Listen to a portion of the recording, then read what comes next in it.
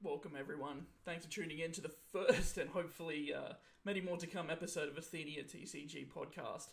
Before I start talking about what this podcast is about for our first episode, I thought I'd introduce myself, give you a bit of background who I am, and then we'll talk about what this podcast is all about, what we hope to achieve through this. So, for those outside the Brisbane scene that may not know me, my name is Braden Walker. I have been playing One Piece card game since the very beginning, since Super pre-release.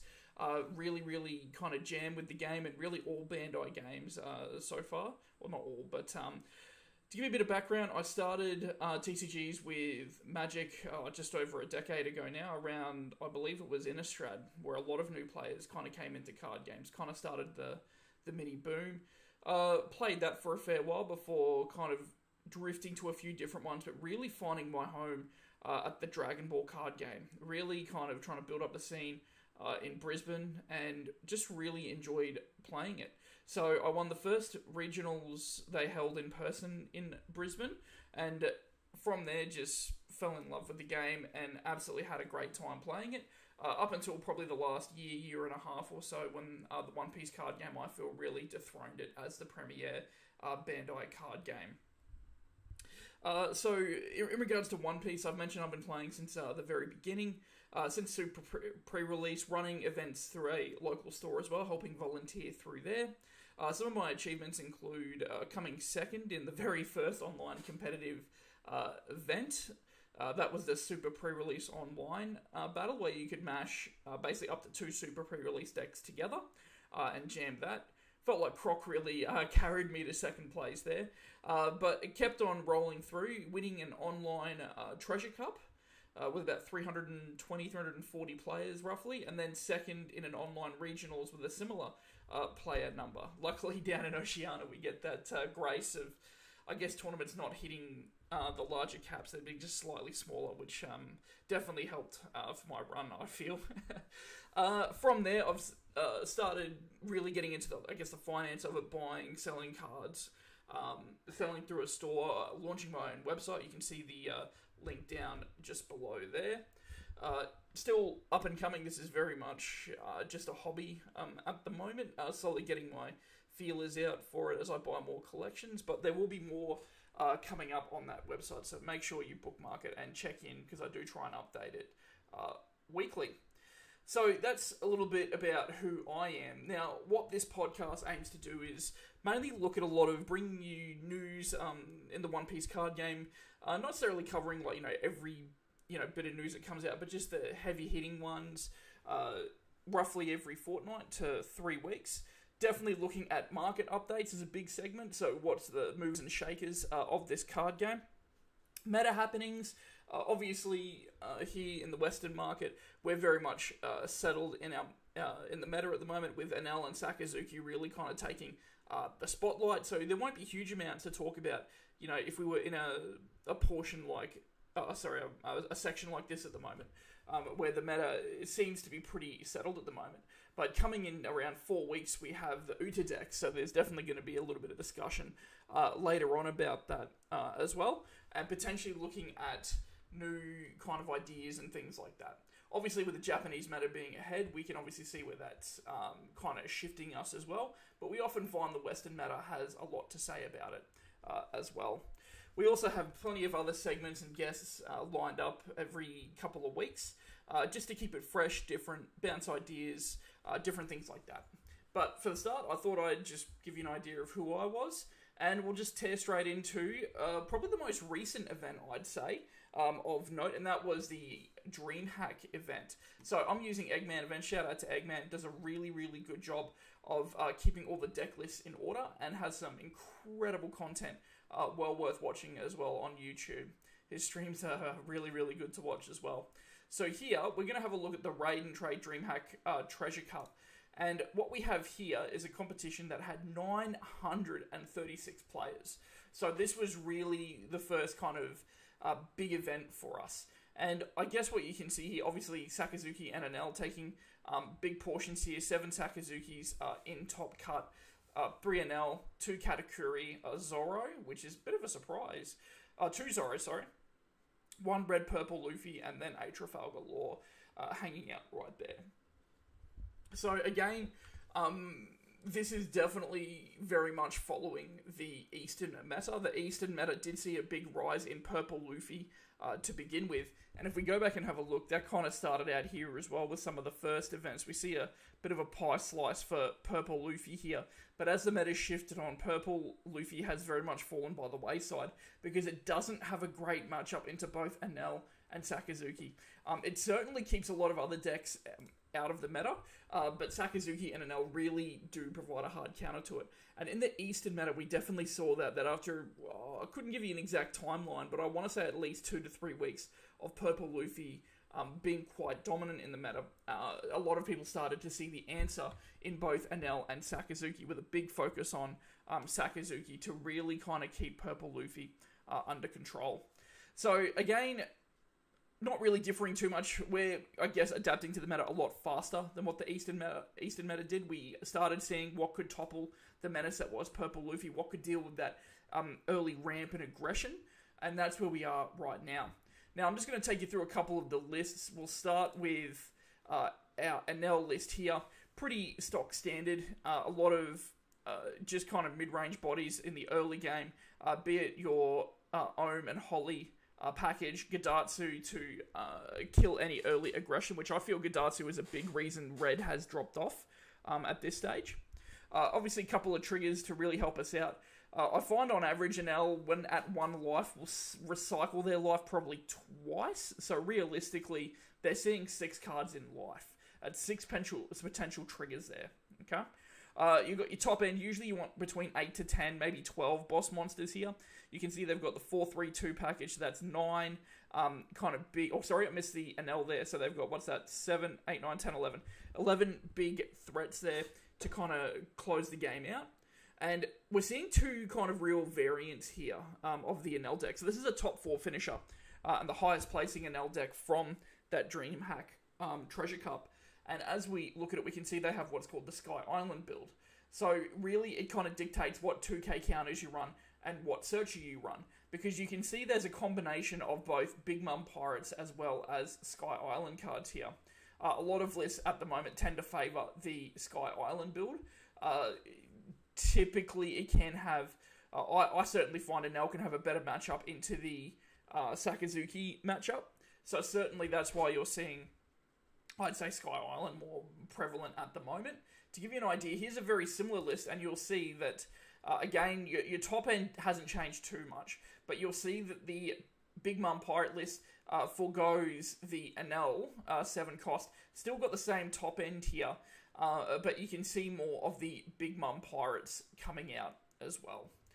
Having played both, I personally prefer... the fun of the Big Mum Pirates a little bit more, but there's credit to both. I've played both, and they are both very strong Enel decks. Now, going into the top 2 Sakazuki lists, I just want to quickly tab between them, and you can see that they don't really change much in terms of cards. Okay, a couple of one-offs might be different, but they very much run that core engine now. I'm not going to go on about it too much. This is very much kind of been a figured-out deck. Now, just some of the flex slots start changing. It appears as well that Kaido really has cemented itself as that kind of top-end, mid-range buster, I guess, or stalemate buster, I guess you could say. For when you're in the mirror and just need that edge, Kaido can not only refill your hand, but drain their resources for having to remove it as well. And removing a 10-cost 12k requires quite a large commitment for any deck at this point in time in the game.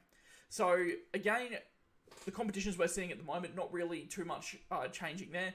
I know certainly in the competitions I'm playing around the local Brisbane area, I'm seeing much the same as well. A lot of Enel and Sakazuki kind of at top tables. There is one kind of sleeper deck, and I know Uni X TCG covered this as well, and that is Katakuri, and that's the deck that I've personally been piloting the most since OP5 came out.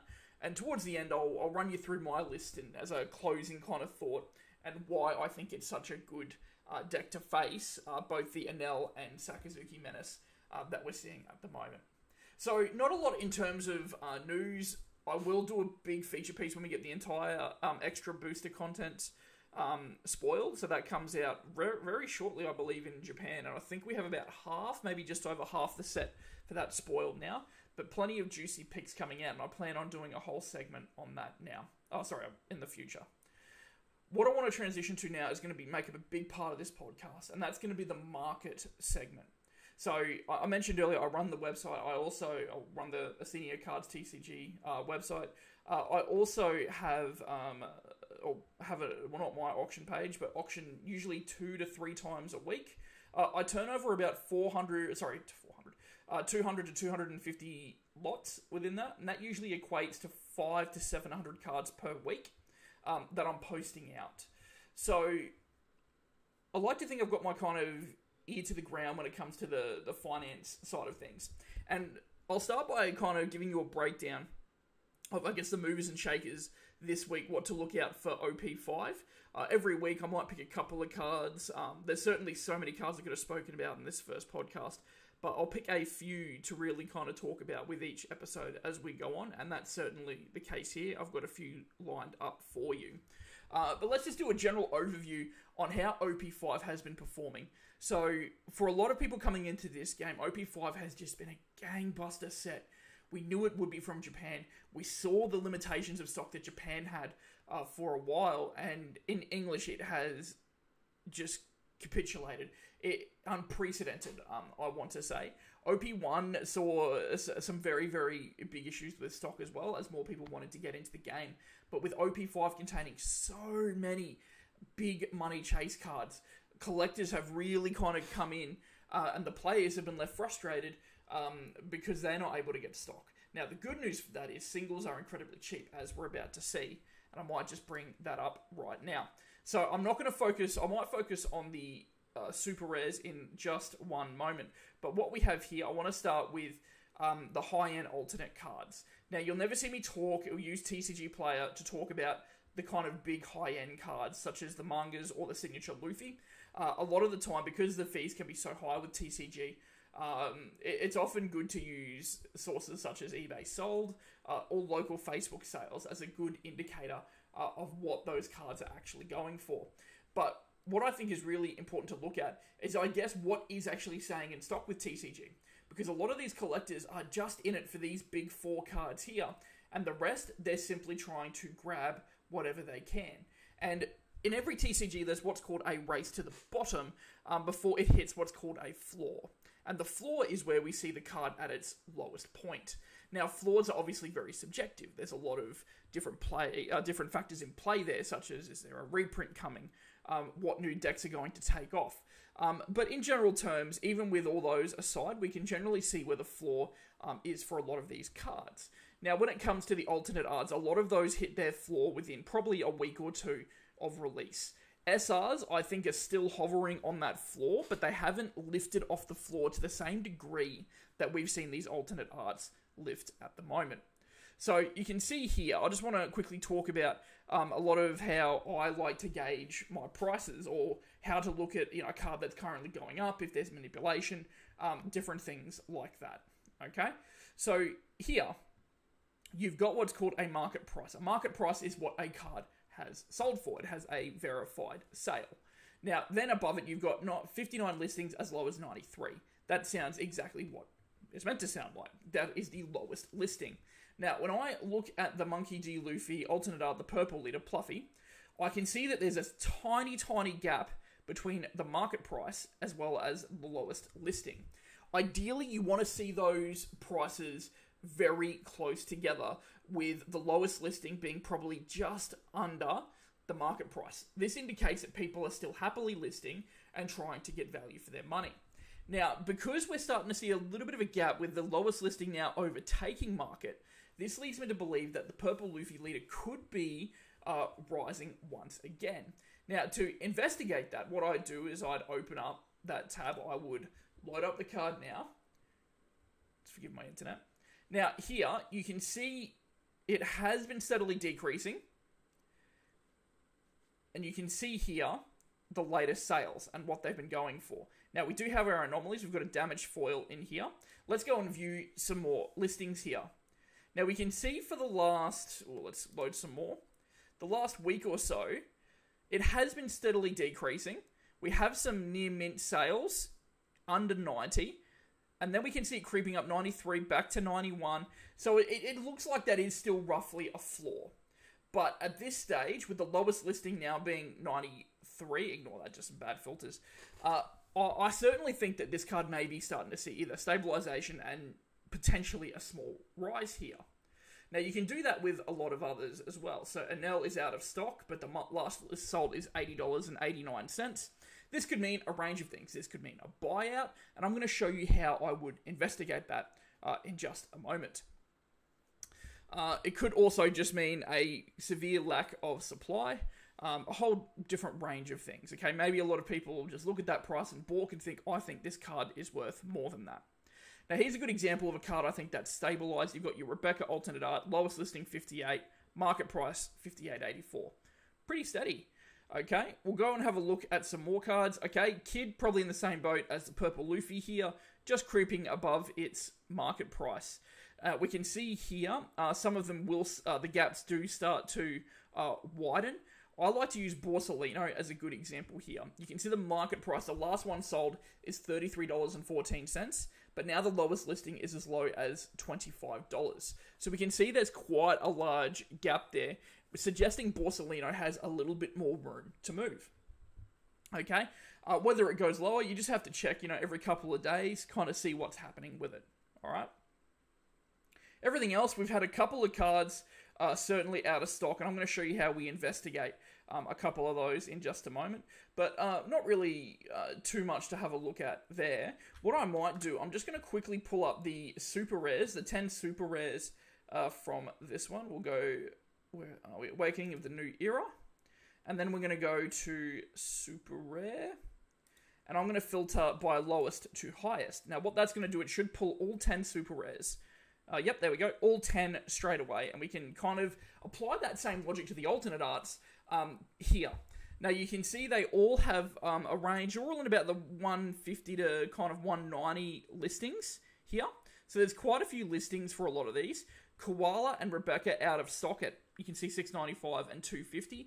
I know Koala, the reason that'd be out of stock, a lot of people buying up the SRs or the cards they need, or speculating, for Revolutionary Army, as there's more support coming for that in OP7, as well as, I believe it's the Extra Booster, or Memorial Booster, whatever they want to call it. You can see here, Pika, again, bit of a gap there. I know it's very tiny, but when the last one sold was for 52 cents, and there's some for 25 cents, you get the idea that Pika isn't moving at this stage. Now, the same could be said for Law.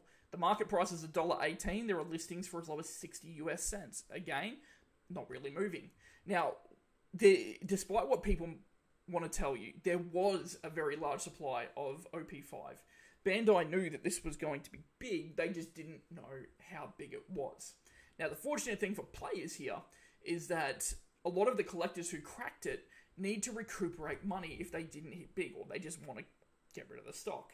And that's where you see the expected value of a set really dip towards the low end. And that's what's happening with a lot of these SRs.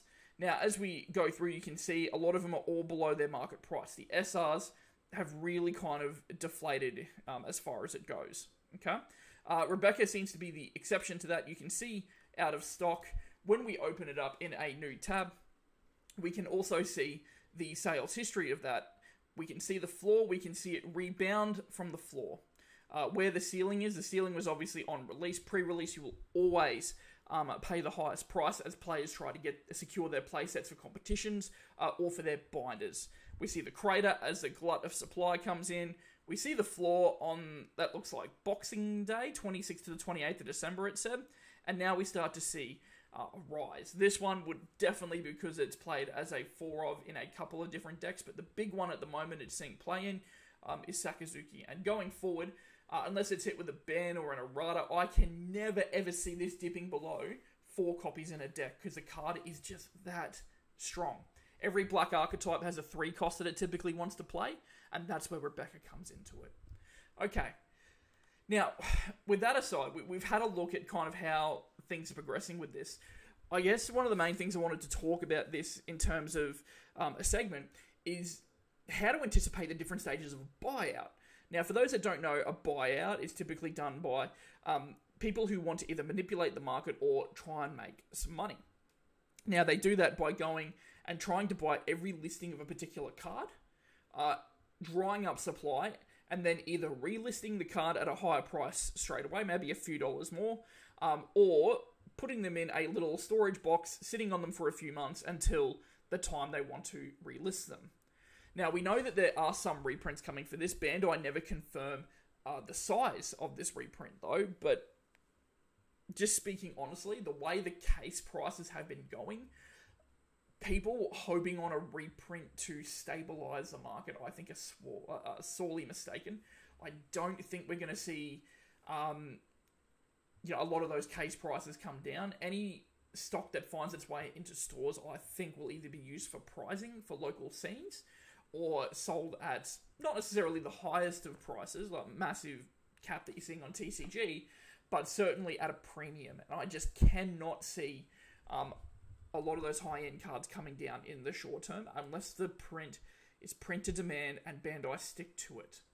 Now, different stages of a buyout. I've captured a few cards here to talk about. The first one I want to talk about is Lita Ronell. We spoke about this a little bit earlier. We saw that it was out of stock, and that kind of piqued my interest. Oh, okay. Let's have a look at it. So you can see, there we go, all the way down. That's the, obviously, initial pre-release, all the way down to release. Now, this first rebound definitely has to do with the first couple of events that Enel did quite well at. Looking at the first two major events, Enel took it out and was looking as one of the decks to beat, as players kind of learn the intricacies of the deck, because it is one that does require a bit of learning. Okay, so it works a little bit different to how a lot of other decks in One Piece have worked in the past, but people have picked it up, seen how the pros are mastering this deck, and imitating that play style. So you saw a little bit of rebound there, then as more people kind of shifted away from it, dipped down a little bit, and that's where we are right now, at $80 US. Now, it's important to look at the latest sales and see what's kind of been happening with these latest sales. So we can load all the way back to release. We won't do that. We just want to get a feel on how many have been selling, maybe in the lead up to, I guess, Christmas or post-Christmas. So you can see here, I'd say around anywhere from 5 to maybe 10 copies per day. All right, so Boxing Day had about 7. We've got 3 copies on the 27th selling. That's about, what, 7 copies? 5 copies selling on the 28th. You get the idea. Now, as we scroll up, we want to look for any inconsistencies. We want to try and pick out a day where we can identify if there was a larger than usual buyout or sales of the card. Now, as we go forward, nothing's really spiking my interest here. 30th was definitely a bit larger than usual, but in my opinion, not really too much of a concern. First and second roll around, again, we're seeing similar trends. Fourth and fifth roll around. 6th rolls around. 7th rolls around. And then I get to the 8th, and that's where I'm starting to see a lot of sales in and around the 7th and 8th here when you combine them together. We can see 1, 2, I'm not counting the double ups, we've got 1, 2, 3, 4, 5, 6, 7, 8, 9, 10 sales. So that's larger than what we've seen. If we mainly see 5 to 7, that's, at least double there. Now, the important thing to realize as well, as you can see coming up to the 7th, we can see that someone bought 5 copies of this card at $80.99. We've got a couple of duplicate buys here. To me, that almost screams a targeted effort. Now, this could well be the early stages of a buyout. This could be a tactical, I'm going to buy and sit on it. For the price it is, though, you need a lot of overhead to do that. Now, we can see here, it's out of stock. There are no listings. Usually, if they were in it for a quick flip, you would see it relisted maybe at $100 US, $110 US, and kind of see what happens there. But at the moment, we haven't got that data. They might be waiting a day or two, let supply sit empty for a few days, and then do the relist. We are, of course, only on the 8th now, as I'm recording this. So this, to me, kind of flags the early stages of a potential, I say potential buyout, because of the sales data that we're seeing. Now, the next one I want to look at is a Crocodile Leader. Excuse me. This card has been getting a couple of cards spoiled for it in the extra booster coming up. Now, I think that this is definitely a case of targeted buyouts. You can see starting from basically the beginning of the year, about a week ago, we've gone from, you can see a clear floor since October at around $23, $24, $25. But now, all of a sudden, the lowest listing you can find, previous sold, is around $59. And you can see that steady increase. So again, when you go and check the sales data, once again, you'll see clear targeted efforts, particularly around the 5th. If you have a look at the 5th, we can go and count now. It's what? 3, 4, 5, 6, 7, 8, 9, 10, 11, 12. I'm just doing approximates. Looks to be about 25 to 30 copies. Now, Crocodile is not putting up results anywhere, so you might think, well, why the targeted buyout? Again, people could be speculating. They could have thought 25 is far too low. But what you're seeing here that's different to an L is you're seeing some of these copies being relisted.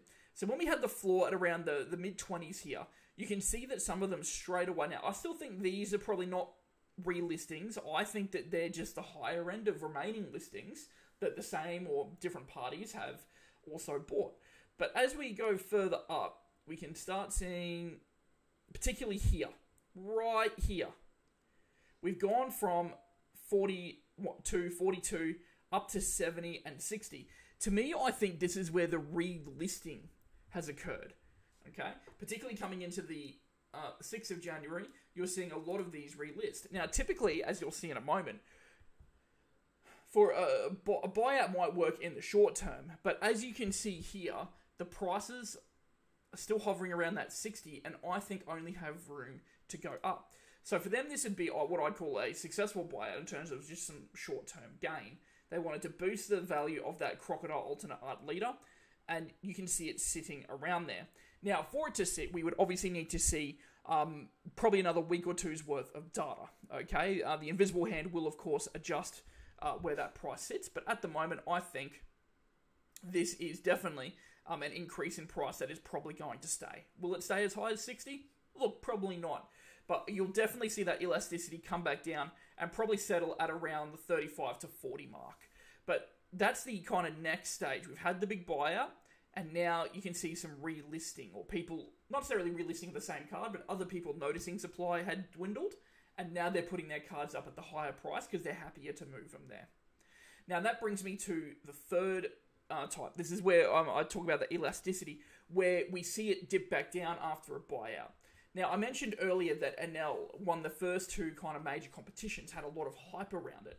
So when you see that, you think, okay, what cards are there that I can buy that I can try and make some money off, or that should see massive growth in the short term? Now, a lot of it came down to a couple of cards, but the big one is probably the NL alternate art. Now, this has quite an interesting story. So you can see from the initial pre-release price, it dipped down. And then first couple of competitions came in the next few days as people wanted to test it. Now, this isn't massive growth. I want to mention that. But it went all the way picking up to $25. This was kind of the targeted buyout. Now, I mentioned buyout. This is more people probably trying to secure their copies. Okay, I definitely don't think NL was a target of, say, profiteers trying to capitalize on this. I think this is people going, hey, let's commit to NL. It's putting up the results early. Let's foil it out, okay? Let's get the alternate versions. Now, you can see from December 20th here, something very interesting. This is a slow, gradual return. This is the invisible hand working, adjusting kind of the price that people are willing to pay for it, okay? You can see here the sales data, again, really does support that kind of argument as well. Now, we did kind of hit a low at around 16, but now we can see a couple of recent sales starting to creep up. So again, like, this is just a few dollars. It's not really a big one worth talking about, but this is a pattern to observe when looking at, I guess, market manipulation. Is this just short-term flips like a short? What are they doing? What is their end goal? Or is this true? Like, hey, this card is undervalued. We need to buy as many of these as possible and sit on them because this card is clearly undervalued. Obviously, as you learn and play the game more, you can make educated guesses on things like that. New cards in a vacuum are always hard to evaluate as well. As I said earlier, this Crocodile buyout could have been because people have looked at the Memorial booster and extra booster and said, hey, we think there's more Baroque works coming. Let's invest heavily in it. Okay? So, in a vacuum, it's always easy to look at the Magical Christmas Land at the best case scenario, but oftentimes when the competition rolls around, you find that Magical Christmas Land doesn't happen as often as you want it to. Okay? Sometimes you might think there's a buyout happening here. Let's take Pika, for example. This is another good example that I like to talk about with people. This was picked as probably the bottom end, like $5 card. I actually think Pika as a card is great. Does it have a home at the moment? Absolutely not. I think the Don Quixote family archetype needs a little bit more support. But here, you can see that when people are relisting in the sales data, it's creeping up, they relist, it still sells, relist, it sells. So what's going to happen? People are going to notice that and just relist higher and higher. I certainly don't think this is a case of a targeted buyout. I think this is just price adjustment. Do I think this is going to be the next $50 card? Absolutely not. But at $5, $6 US, I think this is way too cheap. And you can see that floor there at $5.92, you can see it starting to creep up. And that's just how trading card games work. For an alternate art at $5, that's always a good investment, in my opinion. Obviously, depending on the scarcity of the product. But with how big One Piece is being at the moment, I certainly think a lot of people realised that was too low and started just, picking it up when they needed their copies. So, I hope that kind of helps. If you have any questions, let me know. I certainly don't judge myself as an expert. This is merely using one platform, TCG, but I find it's probably the most accepted US kind of marketplace. Obviously, there's, I think it's Card Market in Europe. I think they've just started putting One Piece on there, but with alternate languages, it does make it a little bit tricky. Now, before I end this, I know that it has been going on for half an hour. I wanted to keep it under kind of 35 minutes. There's two cards I've got my eye on. So I mentioned the Uta deck coming out on the 2nd of February. What I've got my eyes on at the moment are probably the Nami SR, as well as the Bartolomeo promo. So what annoyed me a bit was the Nami deck was really a lot of reprints, cards that are in abundance. And a lot of people have obviously figured it out, looked at the deck and realised, what's it missing? What's it missing to be competitive?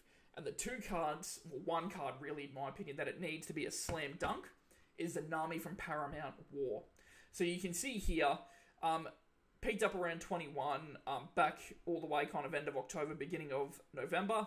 And then, as you can see, took a slow dip, massive dip as we entered into December. Obviously, Christmas period, people need money. It hit its floor at about $9.60. It was obviously cheaper a lot longer ago when Set 2 came out. But now you can see a gradual increase. And the reason for that increase is people preparing for the deck's release. Now, take it with a grain of salt. This absolutely will have a ceiling. I don't think you'll ever see Nami go above 20, maybe 25 US dollars. And the reason for that is Nami is getting a reprint in a Bandai premium product that will be available to LGSs.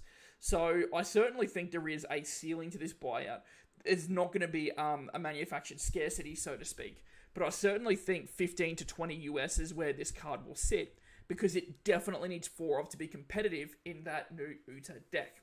To a smaller degree, we've got the Barto promo, which is from Event Pack Volume 1, which I think is still, there's still a couple being given out, but not really. This card is mainly played as a 2 or 3 of in some of the successful Eastern meta deck lists of Uta. And it's really just kind of, in my opinion, a win more card. Okay, it gives you another film target off the top. Because of how Uta works, you typically want around 40 to 42 targets within that deck.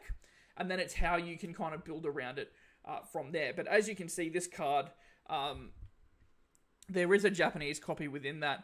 But you can see them hovering around the 50s. And I think they certainly have room to grow up to, in my opinion, probably 50 to 60 US, especially day one that deck hits. And people realizing, hey, I probably need that Barto promo, especially if they play it and figure out they like that deck. So, they're just two cards I'm keeping my eye on at the moment. I've certainly started looking at my Namis, taking them out, getting ready for that Uta deck to come out, and capitalize on that adjustment in price that we're seeing as it increases. As I said, I think you'll see it increase until probably a week or two out from that reprint, which I think is March or April. Don't quote me on that, though. I'll have to confirm that. And then you'll see it probably stabilize as people just buy the pack and get it through there. Now, to end us out, I wanted to show you, I guess, what I've been playing at locals, what I've been having fun with. I'll do a quick little deck tech on it before we finish. So, Charlotte Katakuri has been kind of my choice of leader. In between playing a lot of different decks, Katakuri is what I always rebound to, mainly because I find it has a really, really good matchup into both Sakazuki as well as Enel. Now, Sakazuki, I think, is heavily favoured. I think it's probably more of a 65-35 kind of situation. 65% win rate, 35% loss rate, if both pilots are incredibly experienced. How big Sakazuki is with the top end. You've obviously got the 10 cost Big Mum and even the 7 cost being an absolute nightmare for them to deal with is just great. It can provide a lot of early pressure in the form of Perospero hitting Cracker off life can often just be backbreaking for them. If you force them to an early 2 or 1 life, they're often forced to use their hand quite aggressively on basic swings. And as a result, you can usually gain control of the game that way. Very trigger happy. I'm not obviously relying on triggers, but it is nice to see 1 or 2 timely triggers, and Katakuri can help set that up. So let's just run through card choices now. Then I'll talk about the NL matchup and why I like it there. For Cracker, findable off both Perospero and Pudding, and just a fantastic target with 1k counter. If that had no counter on it, I definitely would be transitioning to another card. But here, I really like the 4 of Cracker. You can run less. It's absolutely not a necessity here. Pudding Searcher, no explanation needed. Just your brilliant turn 1 play to help kind of form your hand. Perospero, it's not great to run into Sakazuki because they're often bottom decking it. And a lot of the time, I'll be very careful about particularly the Perospero, Cracker, and Sanji triggers that I do play out against them. Because sometimes I can actually start trading quite a large hand size, hand advantage down very quickly by discarding so many cards. But into the NL matchup, fantastic. The only way they can deal with it is KOing, and usually it will replace itself there. Big Mum doesn't need an explanation. But basically, it's just your big threat that NL struggles to deal with. And Sakazuki can deal with it, but requires usually minimum... They can deal with it with a 2-card combo of Borsalino and Ice Age, but that is basically their whole turn done, and you've left behind a 2-life swing effectively. 1 for you, 1 less for them. Shirahoshi, the greatest trigger in the deck at the moment. If you are seeing nothing but 2Ks and you need some action, if you hit that off your trigger, you could dig yourself into a 10 or a 7 cost or even an 8 cost. And vice versa, if you've seen nothing but your boss monsters, it can help you discard those and find some more combo centric cards to help deal with wider boards kind of thing. Katakuri, look, it's much better in an L. I'm not a huge fan of it in Katakuri at the moment, mainly because I wanted to build this deck that could, a Katakuri deck that could help function going turn 1, and going turn 1, going first, I should say. Going first, the 8 cost just wasn't great, because the time I could play it, I'd have the Don for Big Mum, so I'd rather, the 10 cost Big Mum, so I'd rather just play that. That's why you're seeing the 7 cost take up a lot more space here, because that way you have a great turn 4 play. Okay, sure, you only get a 5k leader swing, but it establishes a turn 4 body that they usually have to try and interact with. Or it gives you just a beat stick that, again, let's be honest, against Anel is going to hang around unless they take a turn off and overcommit to it with the abundance of 2Ks you have. So that's why the number is short on the 8 cost. And honestly, you could even put the 7 cost if you are just getting into the game and want, I guess, a kind of budget build for it as well. But the 8 cost putting Shirahoshi back really can help in a pinch as well. So that's why it's still a 2 of. Capone, I've got 12 targets I want to cycle to the bottom. That's Capone, Sanji, and Brule. A lot of decks run either Brule or Sanji. I run both. I find, particularly at locals, and even at higher level events, the last 1 or 2 life, if you set them up correctly, can just guarantee you victory. Because a lot of the time, particularly when I'm playing, I'll get to the penultimate turn and think, okay, I have to go all in and try and win here because I know I'm not winning next turn. And sometimes there's a small chance that maybe I could live if their hand is just bricked and I clear their board. And sometimes, you have to rely, there could be unlucky triggers. These are these 4 unlucky triggers that can completely mess up an opponent's game plan. So that's why I'm choosing to run 12 of those disruption targets there. 2Ks and 2Ks that you can play are a big deal. So that's why we have 12 of them in our deck at the moment.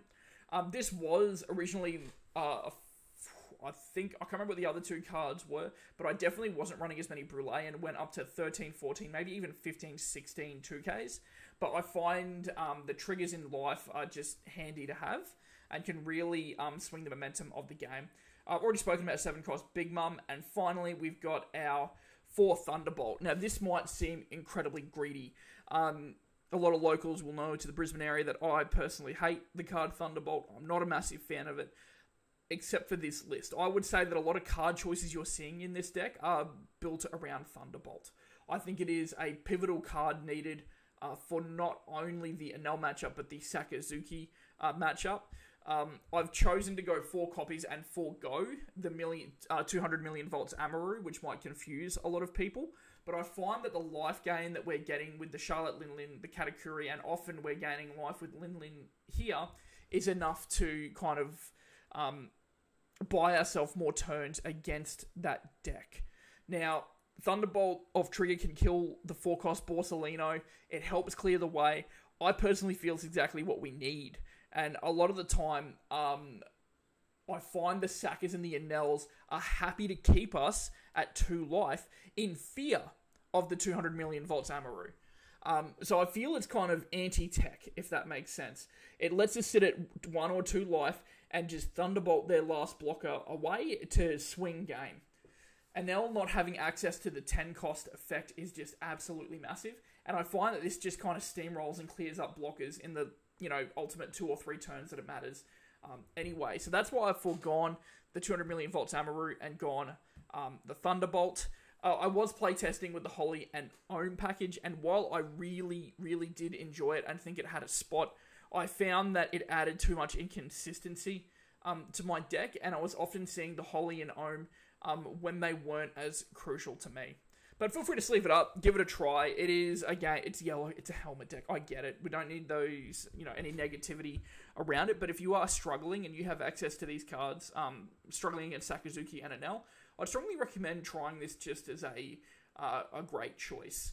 Another deck I've been kind of loving going back to again is more just adjusting my playstyle on the list, but Purple Luffy, and I'm hoping I can have more kind of feedback to you about that as well. That's where I want to end it. Thank you so much for taking the time. As always, feel free to subscribe. Always get notifications of those latest videos, but I'm hoping to upload a lot more content. I'll be commentating Nationals for Australia coming up to that, and I'm hoping to put those videos on my channel here as well. Please comment any questions you have, anything like that. I would be more than happy to answer it. I am pretty active on my socials and always want to interact with the community. Any ideas you have, questions you want me to answer, more than happy for that in future segments as well. My name's Brendan Walker. Thank you so much for taking time out of your day to listen to me. Happy gaming, guys.